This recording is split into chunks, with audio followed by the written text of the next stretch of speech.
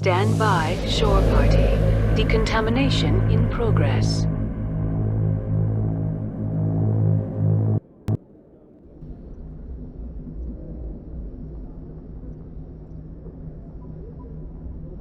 I heard what happened to Captain Anderson. Survives 100 battles and then gets taken down by backroom politics.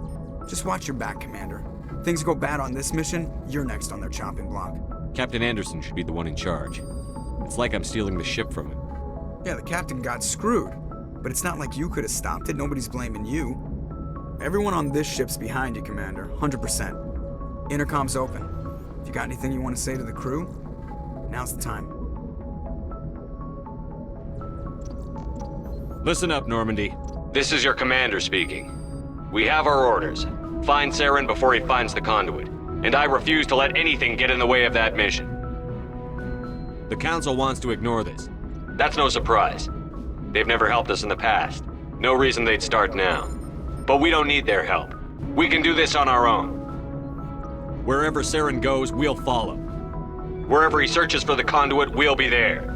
We will hunt him to the very ends of the galaxy and bring him down. None of the other species has the guts, grit, or balls to deal with this. So it's up to us. We're the only ones who can stop Saren. I swear to you all, we will stop him. Well said, Commander. Captain will be proud. The captain's not here. I'm in charge now, Joker, and time's wasting. Get this bird in the air. Yes, sir.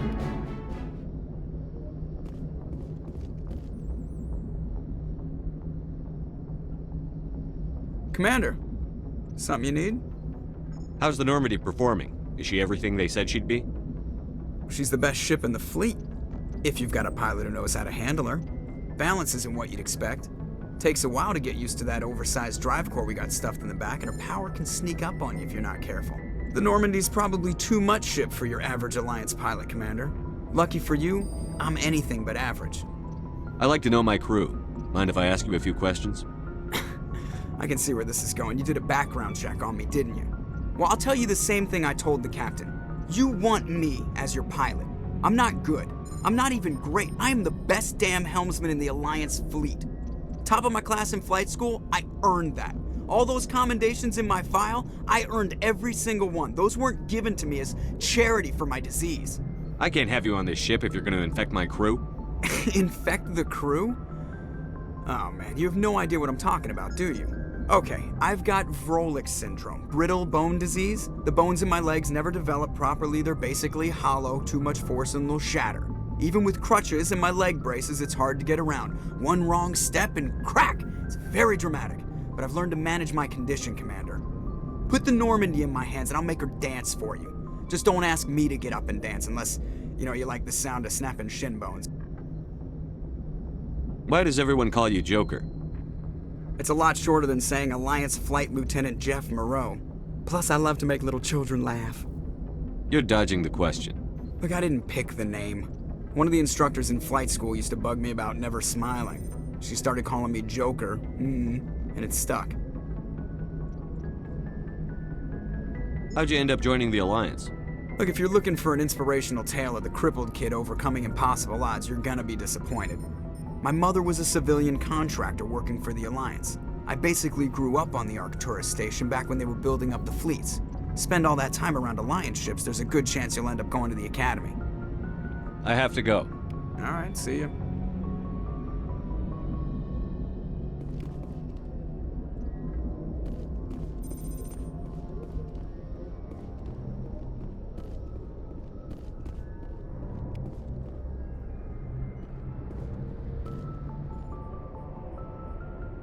If anyone has to take over for Captain Anderson, I'm glad it's you.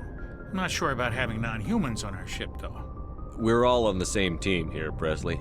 With all due respect, sir, that's what they said about Nihilus. Look how that turned out. Speak freely, Presley. I want to know if you have a problem with non-humans. It's not that, Commander.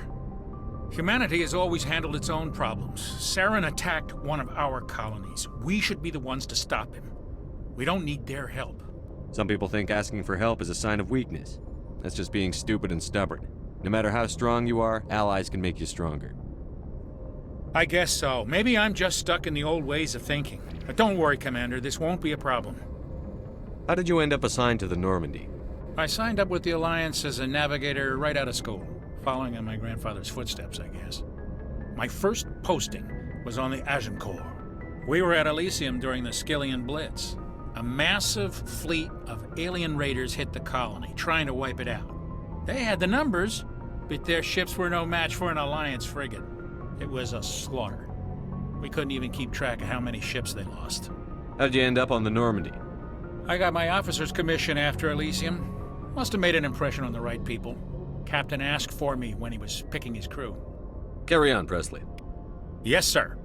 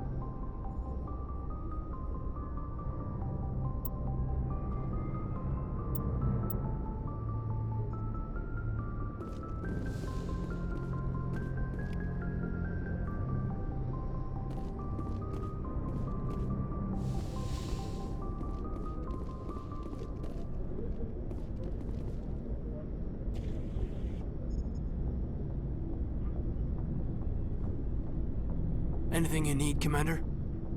What's your opinion on the last mission? I don't see how we could have done things any better. At least not without getting to Eden Prime sooner. And we were on the scene faster than any other Alliance ship could have been. Just trying to get a sense of where the crew's at. Thoughts? I've wasted enough of your time for now, Commander. We'll have time for personal debriefings later. We'll talk another time, Lieutenant. Commander?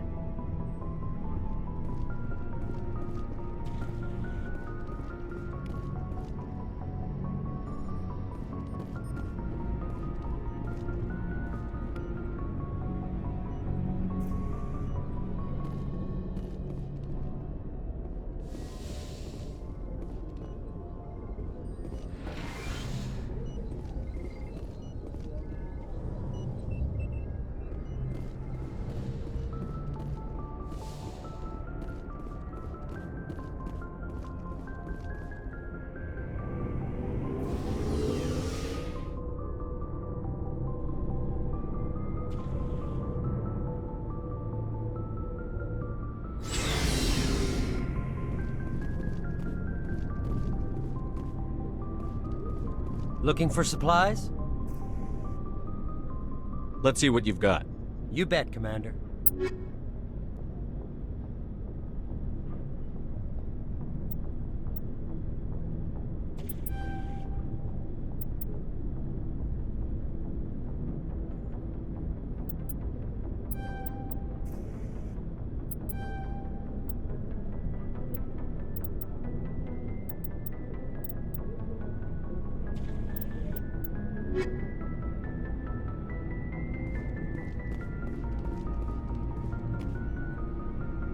Thanks for bringing me on board, Commander.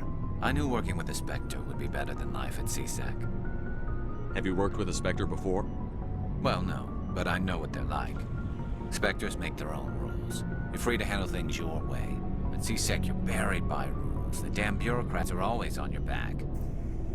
Being a Spectre does have its advantages. Exactly my point. If I'm trying to take down a suspect, it shouldn't matter how I do it, as long as I do it. But CSEC wants it done their way. Protocol and procedure come first. That's why I left. So you just quit because you didn't like the way they do things? There's more to it than that.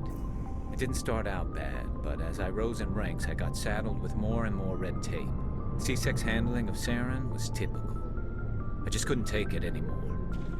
I hate leaving. You did the right thing.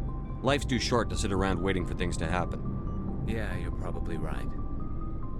Either way, I plan to make the most of this. And without CSEC headquarters looking over my shoulder, well, maybe I can get the job done my way for a change. As long as you do your job well, you're free to go about your business as you see fit. Thank you, Commander.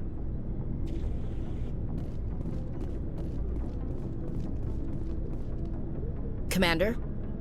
What's your opinion on the last mission? Kinda wish you'd got there sooner, Commander. No offense, I appreciate the rescue. I just wish... We came as soon as we got the distress call, even with the fastest ship in the fleet. You did the best you could, Commander. It's my fault. If I had been more alert, we wouldn't have been cut down by an ambush. We never trained to fight synthetics. The Geth haven't gone beyond the Veil in 3 centuries. Our training's supposed to make us able to adapt. I'll make sure it doesn't happen again. Dismissed, Chief. Sir.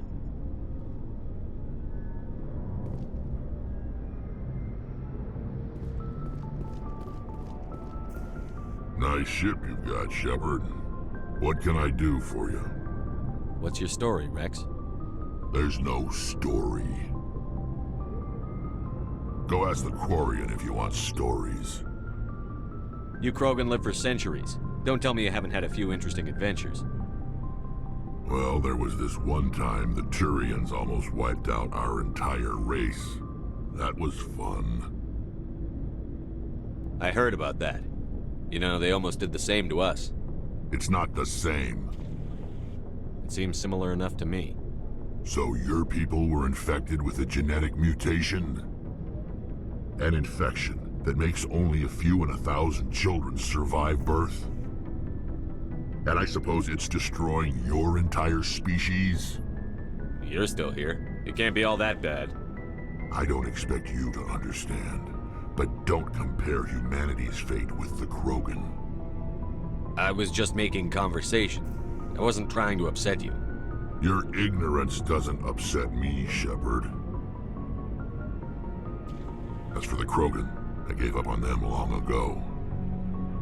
The genophage infected us, but it's not what's killing us. Are your people really dying? We're sure not getting any stronger. We're too spread out.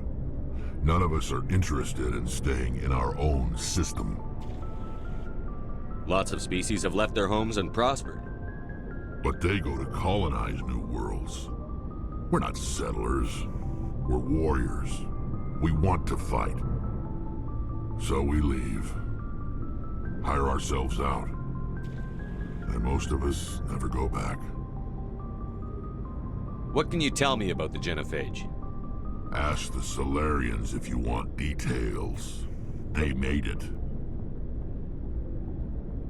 All I know, it makes breeding nearly impossible. Thousands die in stillbirth, and most never get that far. Every Krogan is infected, every one. And no one's rushing to find a cure. Why don't the Krogan try to find a cure? When was the last time you saw a Krogan scientist? You ask a Krogan, would he rather find a cure for the genophage or fight for credits? He'll choose fighting every time. It's just who we are, Shepard. I can't change that. Nobody can. So long, Rex. Shepard.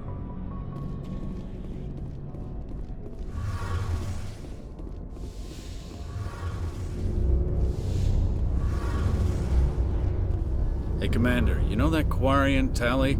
She's been spending all her time down here asking me about our engines. I'll tell her to leave you alone. What? No, she's amazing. I wish my guys were half as smart as she is. Give her a month on board and she'll know more about our engines than I do. She's got a real knack for technology, that one. I can see why you wanted her to come along. I figured she'd be a real asset to the team. You got an eye for Tally, Commander, but I'm guessing that's not why you came down here. Where else have you served, Adams? If you name a class of Alliance ship, I've probably served on it. Everything from dreadnoughts and carriers right down to frigates like the Normandy. My last assignment was on the Tokyo, only a cruiser, but she was a good ship. Couldn't hold a candle to the Normandy, though. I want to know more about the Normandy. She's the best ship I've ever served on, probably the fastest vessel ever designed. And she's the only one using the new Tantalus drive core. What's so special about the Tantalus drive core? Proportionally, it's about twice the size of any other vessel. Not only are we faster, we can run at FTL speeds longer before we have to discharge the core. Fill me in on the IES stealth systems. How does it work exactly? You can't hide a ship out in space. They emit too much heat and radiation, too easy for sensors to pick them up, unless you find a way to capture those emissions. So our stealth systems trap the energy we give off in storage sinks built into the ship itself. No emissions to give away our location. Eventually, the sinks have to be vented. More than a few hours silent running, and they overheat. Cook us inside our own hull. There's no way for anyone to detect us? A visual scan can still pick us up. Anyone looking out a window can see us plain as day. But you have to be pretty close to get an actual visual out in space. Most vessels rely on scanners. As long as the stealth systems are engaged, they can't see us. Not unless we accelerate to FTL speeds. Why doesn't it work with faster-than-light travel? Cranking up to FTL blue shifts our emissions, pushes them into frequencies too high to capture in the sinks. As soon as we make the jump, it's like setting off a flare. Sensors can pick up our location whenever we enter or exit FTL flight, but for short-range missions, our stealth systems are amazing, and we've got the only one. Carry on, Adams. Aye, aye, Commander. Your ship's amazing, Shepard. I've never seen a drive core like this before. I can't believe you were able to fit it into a ship this small. I'm starting to understand why you humans have been so successful. I had no idea Alliance vessels were so advanced. The Normandy's a prototype. Cutting-edge technology. A month ago, I was patching a makeshift fuel line into a converted tug ship in the flotilla. Now, I'm sitting on board one of the most advanced vessels in Citadel space. I have to thank you again for bringing me along. Traveling on a vessel like this is a dream come true for me. I had no idea you found ship technology so interesting. It comes with being a Quarian. The migrant fleet is the key to the survival of my people. Ships are our most valuable resource. But we don't have anything like this. We make do with cast-offs and second-hand equipment. We just try to keep them running for as long as we can. Some of the fleet's larger vessels date all the way back to our original flight from the Geth. I can't believe your fleet's still using ships that are 3 centuries old. They're constantly being repaired, modified, and refitted. They aren't pretty, but they work. Mostly. We've tried to make ourselves as independent as possible on the flotilla, grow our own food, mine, and process our own fuel. But some things we just can't make on our own. A patch to maintain the hull integrity requires raw materials we just don't have. That's why our pilgrimages are so important. Tell me about your people. Our lives aren't easy. Resources are scarce, and we are constantly on the move. Everything we do must in some way contribute to the continuation of the migrant fleet. There are 17 million Quarians in the flotilla, and each of us relies on the others for survival. The bonds among my people are strong. Unfortunately, we have had to surrender many of the freedoms and civil liberties other species take for granted. What kind of freedoms? Well, it's illegal for parents to have more than one child. If our population grows too much, it would strain our resources to their breaking point. Of course, we also can't allow our numbers to become too few. If our population is in decline, the rule against single births is temporarily repealed. In extreme cases of population decline, incentives are even offered to encourage multiple births, though the Conclave hasn't had to take such measures in nearly a century. That's your government. The Conclave is our civilian branch of government. Each ship can elect a representative to serve on the Conclave and make decisions that affect the fleet as a whole. On matters that affect an individual ship, however, the captain has the final say. It's a tradition that dates back to the early days, when the fleet was governed by martial law. Fortunately, most captains nowadays are smart enough to have an elected council from their crew to give them advice and guidance. So the ultimate power rests with elected officials. In practice, the Conclave and the respective council for each ship tend to set the rules that govern our daily lives. But in theory, we are still under military jurisdiction. The 5 top-ranking military officials in the fleet serve on the Admiralty Board. These 5 have the power to overrule any decision by the Conclave in case of emergency.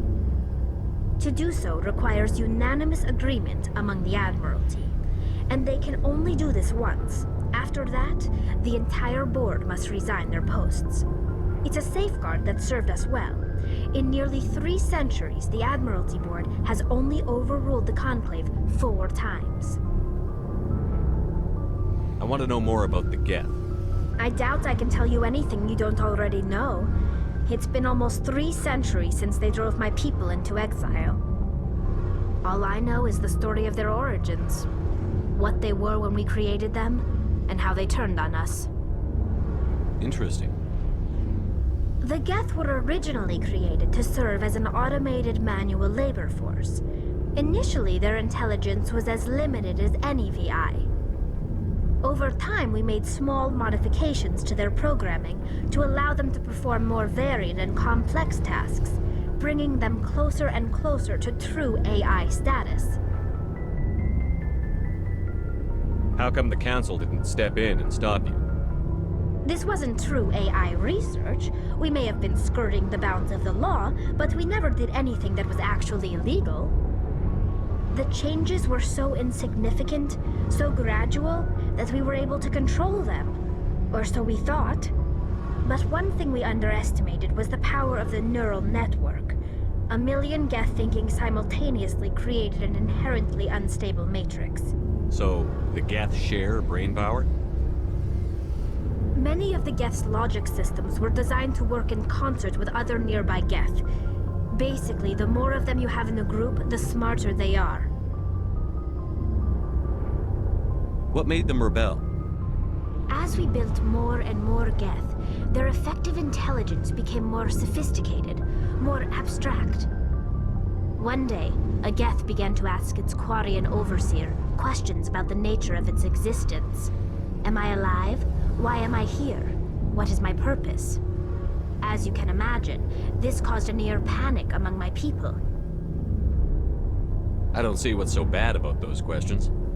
The Geth were created to engage in mundane, repetitive, or dangerous manual labor. That's fine for machines, but it won't satisfy a sentient being for long. The Geth were showing signs of rudimentary self-awareness and independent thought. If the Geth were intelligent, then we were essentially using them as slaves. It was inevitable the newly sentient Geth would rebel against their situation. We knew they would rise up against us, so we acted first. A general order went out across all Quarian-controlled systems to permanently deactivate all Geth. The Geth responded to this order violently. You didn't really think they'd just let you destroy them without a fight, did you? The hope was that most of the Geth would still be little more than machines, incapable of organized resistance. But they had progressed much further than anyone anticipated. The war was long and bloody. Millions upon millions of Quarians died at their hands. In the end, we were forced to flee our own homeworld. We feared the Geth would pursue us, but they never came beyond the Veil. Now we drift through space, exiles searching for a way to reclaim what was once ours. I want to know more about the pilgrimage.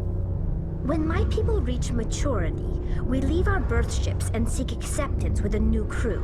It's necessary to maintain genetic diversity among the fleet. But no ship wants to accept someone who will be a burden on them. So, to prove our worth, we embark on a pilgrimage. We set out alone, leaving the flotilla and our families behind us. We only return once we have found something of value we can bring back to the fleet. This is presented as a gift to the captain of the respective ship we wish to join. If the gift is accepted, we are welcomed into the crew. I can't believe they just send you off alone. It's not like they just cast us out. Before we leave, we are given lessons in how to survive outside the flotilla, and given gifts to help us on our journey. We also receive implants to fight off sickness and disease. Generations of living in an isolated and highly controlled environment have left our immune systems weaker than most. By the time we leave the fleet, we are well equipped for the pilgrimage. This is a rite of passage for all Quarians. If it were dangerous, our numbers would suffer. Virtually every pilgrimage ends with a triumphant return and the ritual presentation of the gift to one of the fleet's captains. Can a captain choose to reject the gift? That doesn't happen often. Most captains are eager to increase the size of their crew.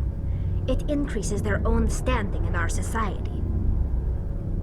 Even when a gift is not particularly valuable, the captain usually accepts it out of a sense of tradition. However, there is a stigma to presenting a substandard gift.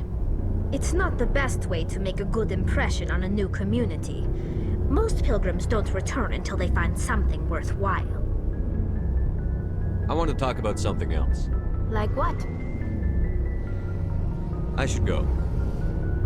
See you later.